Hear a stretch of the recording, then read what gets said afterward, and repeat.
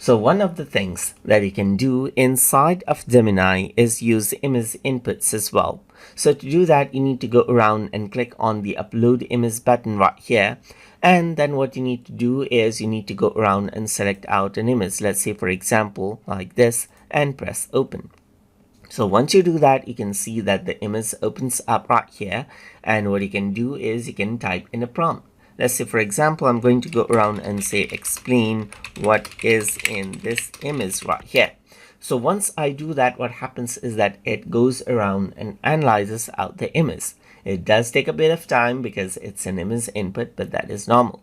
But once that is done, you can see that it says the image you send me is a close-up photo of a pink lotus flower in full bloom.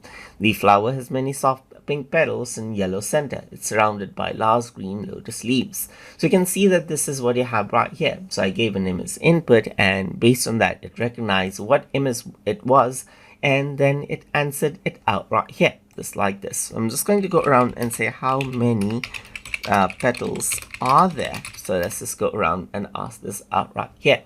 So once I go around and do that, it says I can't exactly tell how many petals are in the image because it's difficult to determine, as you can see right here.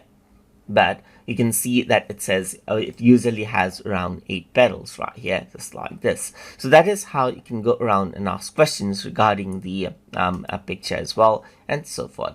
So that is how you can give image inputs to Google Gemini. So I hope you guys learned something as always.